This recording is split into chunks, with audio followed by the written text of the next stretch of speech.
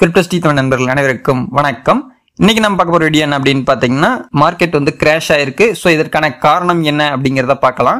அடுத்தது நம்ம இதுக்கு முன்னாடி ஒரு வீடியோ போட்டிருந்தோம். அதில் கமெண்ட்ல நிறைய சப்ஸ்கிரைபர்ஸ் வந்து கேள்விகள் வந்து கேட்டிருந்தீங்க. அதாவது ஒவ்வொரு காயின்ஸை பத்தின டீடைல்ஸ் வேணும் அப்படின்ட்டு. ஸோ அதை பத்தின ஃபுல் டீடைல்ஸ் வந்து எல்லாமே எடுத்திருக்கோம். எல்லா சப்ஸ்கிரைபர்ஸ் கேட்ட கேள்விக்கான பதிலும் இருக்கு. ஸோ வீடியோவை ஸ்கிப் பண்ணாம பாருங்க. அதுக்கு முன்னாடி நம்ம கிரிப்டோஸ்டி தமிழ் சேனல் சப்ஸ்கிரைப் பண்ணாம இருந்தீங்க அப்படின்னா சப்ஸ்கிரைப் பண்ணிக்கோங்க. நம்ம சேனல் டெலிகிராம் டிஷன் இருக்கு, ஜாயின் பண்ணிக்கோங்க. நம்ம இம்பார்ட்டன்டான அப்டேட்ஸ் எல்லாமே நம்ம சேனல்ல போஸ்ட் பண்ணுவோம். ஸோ அதை ஃபாலோ பண்ணிக்கோங்க. இது மாதிரியான வீடியோக்கள் தொடர்ந்து வேணும் அப்படின்னா இந்த வீடியோக்கு ஒரு லைக் பண்ணி மோட்டிவேட் பண்ண மறக்காதீங்க.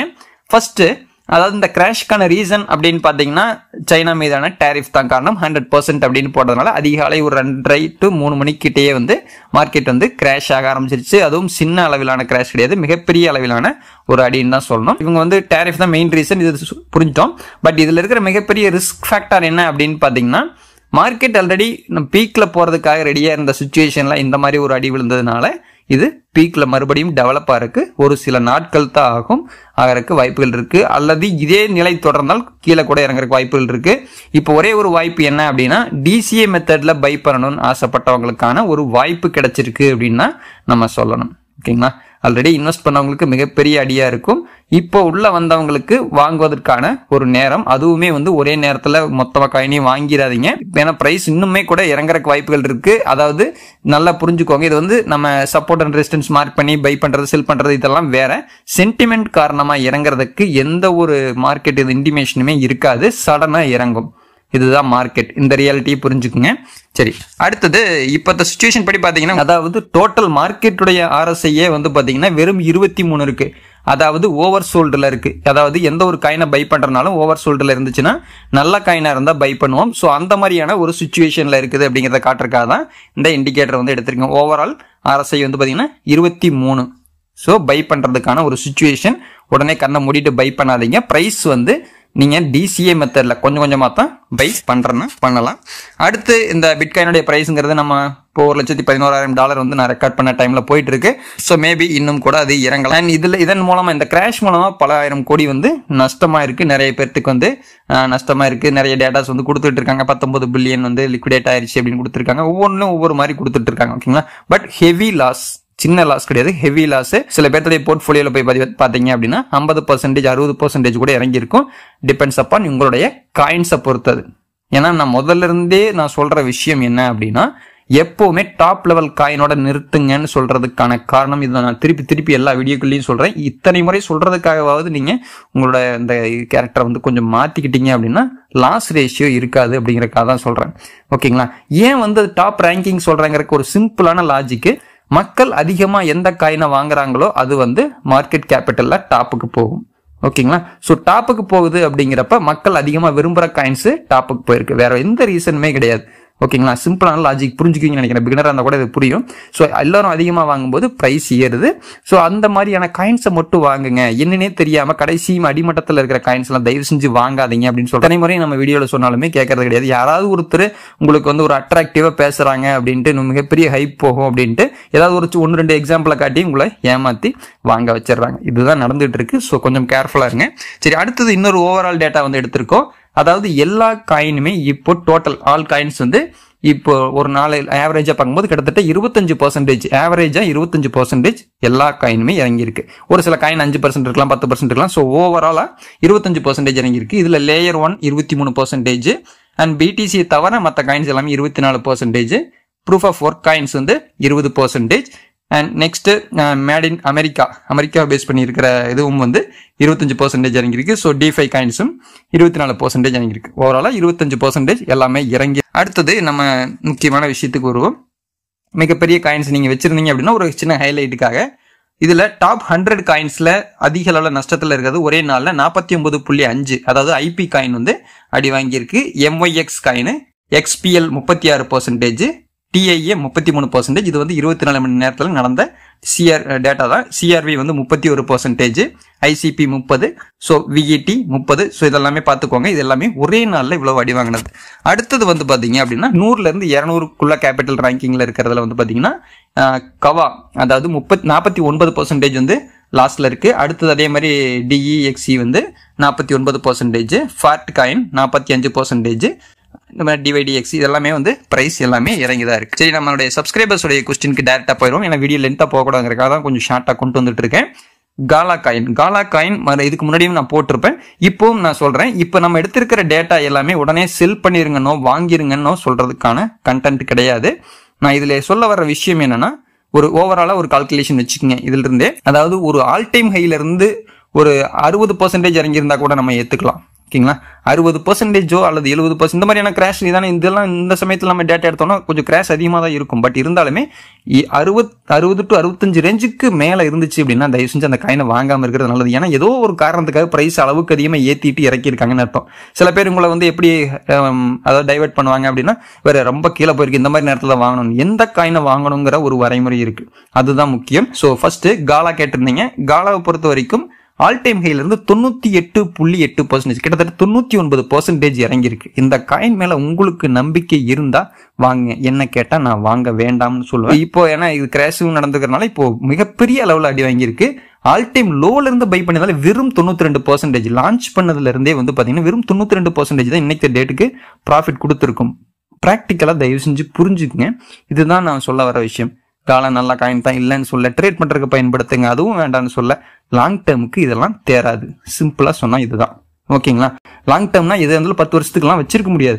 அதாவது ஒரு சின்ன பீக் போகும். இதுவுமே காலமே ஒரு சில நேரங்களில் ஆல்ரெடி சீசன்ல எல்லாம் கொஞ்சம் பீக் போகும். அப்போ வந்து ஒரு ப்ராஃபிட்டை புக் பண்ணிட்டு வெளியில வாங்க. எகைன் அது பிரைஸ் இறங்கும் போது வாங்க. அதை விட்டுட்டு நான் 10 வருஷத்துக்கு வச்சிருக்கேன், 20 வருஷத்துக்கு வச்சிருக்கேன்னா கண்டிப்பா ரிஸ்க் ஃபேக்டர்ஸ் அதிகம். அடுத்தது கேடிஏ பேர் நிறைய பேர் வந்து கேட்டிருந்தீங்க. கேடிஏ ஒரு சில நேரங்களில் நிறைய ஹைப் வந்து போச்சு. அந்த மாதிரியான நேரத்தில் நிறைய பேர் வாங்கி ஹோல்ட் பண்ணியிருக்கீங்க. இதுவும் வந்து ஆல் டைம் ஹைல இருந்து 99.2 அளவுக்கு அதிகமாக ஏற்றிட்டு இறக்கியிருக்காங்கிறது இந்த இடத்துல உங்களுக்கு புரிய வைக்கணுங்கிறக்காக தான் சொல்கிறேன். அதாவது ஆர்டிஃபிஷியலாக பம்ப் பண்ண மாதிரி மேலே கொண்டு போயிட்டு அடிமட்டத்தில் கொண்டு வந்து நிறுத்தியிருக்கிறாங்க. அதாவது ஆல் டைம் லோலேருந்து வாங்கியிருந்தாலே 105% தான் ப்ராஃபிட்டில் இருக்கும். இதில் எதுவுமே எனக்கு தெரிஞ்சு ஸ்ட்ராங்கான நிலையில் இல்லை. ஆனால் ட்ரேடிங்க்கு பயன்படுத்தலாம் இந்த மாதிரியான சில காயின்ஸை.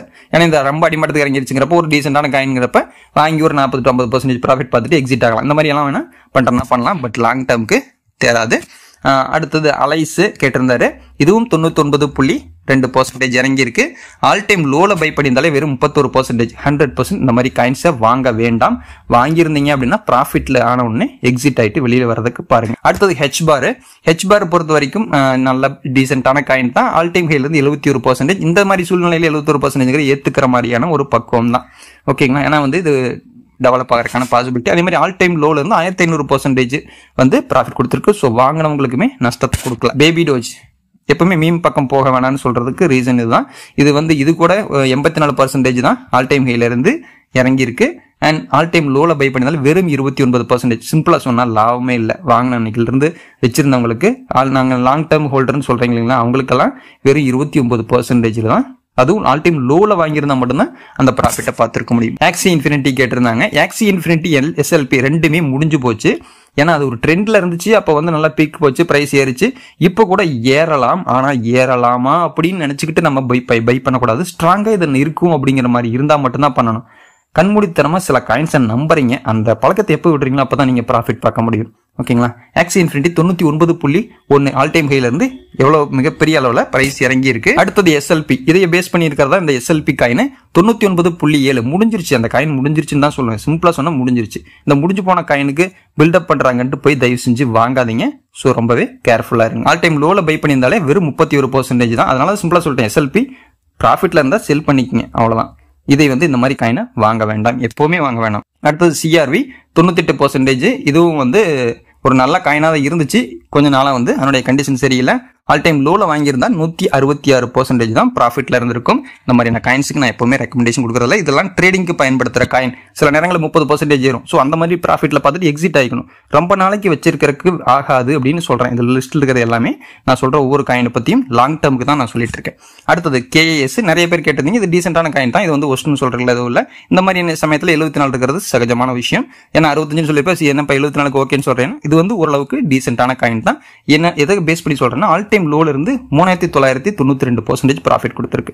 ஸோ நம்பி வாங்கினவனுக்கு நஷ்டத்தை கொடுக்காத எந்த ஒரு காயினையுமே நம்ம சாண்டு இது வந்து அந்த ட்ரெண்டிங்ல இருந்துச்சு இல்லைங்களா, மெட்டாவர்ஸ் இதெல்லாமே.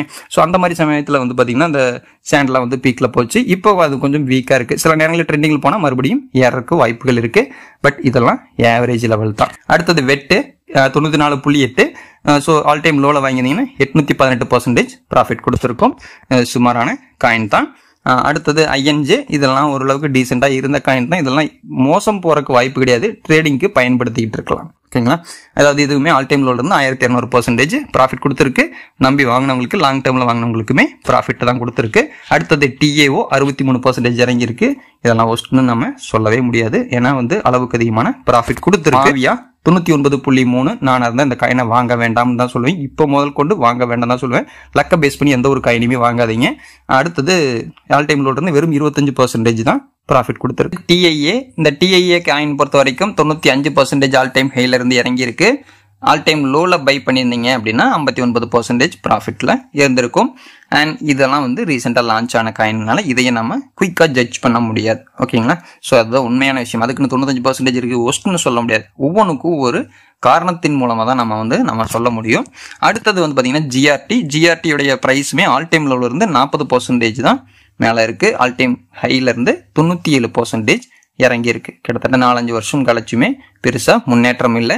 எல்லாமே ஒரு சின்ன ஹைப்பை பார்த்து ஏமாந்தவங்க தான். கமெண்ட்ல நீங்களே பதிவு பண்ணுங்க, எதனால நீங்க ஏமாந்தீங்கிறது ஈஸியா அண்டர்ஸ்டாண்ட் பண்ணிக்கோங்க. அதாவது ஒரு குறிப்பிட்ட பர்சன்டேஜ் வந்து 20% 2 நாள் ஏறிந்திருக்கும், 10% கொஞ்சம் கொஞ்சமா ஏறிட்டு போங்காட்டி இதெல்லாம் சூப்பர் காயின் வாங்கியிருப்பீங்க. இல்லைன்னு சொல்ல, நல்ல காயினா கூட இருக்கலாம். ஆனா எந்த ஒரு டைம்லயுமே ஸ்டாண்டர்டா மேல போயிட்டு இருக்கிற காயினை நம்பி தான் வாங்கணுமோ ஒழிய சீசனுக்கு மேல போற காயினை நம்பி வாங்கினீங்கன்னா மிகப்பெரிய நஷ்டத்துக்கு போவீங்க அப்படிங்கறது தான் சொல்றேன். சிலர் நீங்க வந்து உங்களை நீங்களே சமாதானப்படுத்திக்கிட்டு அதை சொன்னாலும் இவர் வேண்டான்னு தான் சொல்லுவாரு அப்படின்னு நீங்களே நினைச்சுக்கிறீங்க. தப்பு.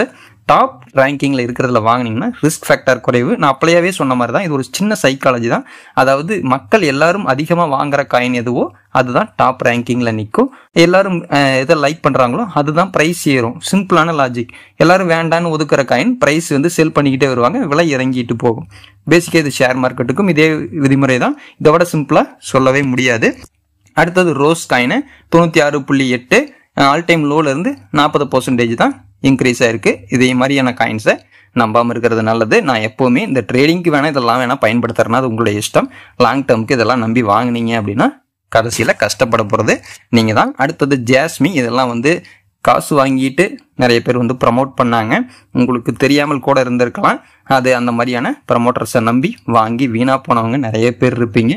அது வந்து இனிமேலாவது அந்த மாதிரியான பர்சன்ஸை ஃபாலோ பண்ணாமல் இருந்தீங்கன்னா உங்களுக்கு நல்லதுன்னு நான் சொல்ல வரேன். ஓகேங்களா, கண்மூடித்தனமா எல்லாத்தையும் நம்பி பணத்தை வந்து மிஸ் பண்ணிடாதீங்க.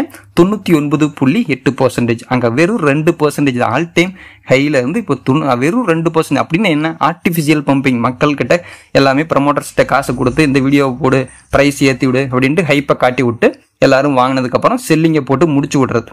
ஓகேங்களா, இந்த மாதிரி காயின் கிட்ட போகாமல் இருக்கிறது கூட நல்லதுதான். இதுக்கு ஒரு புதுசாக ஒரு ரீசனை கண்டுபிடிச்சி வச்சிருப்பாங்க. இந்த மாதிரியான ஆட்கள் எல்லாம் இதுக்கு ஒரு ரீசனை கண்டுபிடிச்சி சொல்லுவாங்க, இல்லை அதெல்லாம் இல்லை இன்னும் போகும் அப்படிம்பாங்க. போகும். ஆனால் இதுக்கு வந்து இது ட்ரேடிங்கில் வேணால் நம்ம ஏர்ன் பண்ணிக்க முடியும். பட் அதை விட்டுட்டு நீங்கள் லாங் டேர்முக்குன்னு வச்சுருந்தீங்கன்னா இந்த மாதிரி நிலைக்கு போயிடுவீங்க. 100 ரூபா வச்சுருந்தீங்கன்னா 2 பைசா இருக்கும். பரவாயில்லன்னா இன்வெஸ்ட் பண்ணுறதுனா அது உங்களுடைய இஷ்டம். அடுத்தது ஷிப்பு பொறுத்த வரைக்கும் நல்ல ஹைப் போச்சு. இப்போ 88.6% டாப் ரேங்கிங்கில் இருக்குது. அப்படிங்கிறனால இதெல்லாம் ஒரு சீசனுக்கு வந்து நம்புறதுக்கு நமக்கு வாய்ப்புகள் கூட இருக்குது. இதுக்கு முன்னாடி பார்த்ததெல்லாம் விட இதெல்லாம் ஓரளவுக்கு மோசம்னு சொல்ல முடியாது. ஏன்னா இது அளவுக்கு அதிகமான இன்கம் கொடுத்துட்டதுனால தான் இதில் வந்து ஃப்ளக்சுவேஷன்ஸ் கம்மியாக இருக்குது. அவ்வளோதான் விஷயம். ஸோ மற்றபடி வந்து மற்ற காயினை நம்ம டாப் லெவலில் இருக்கிறதுனால இதுவுமே டாப் லெவலில் தான் இருக்குது. ஸோ அதனால் இது ஓரளவுக்கு நம்பலாம்.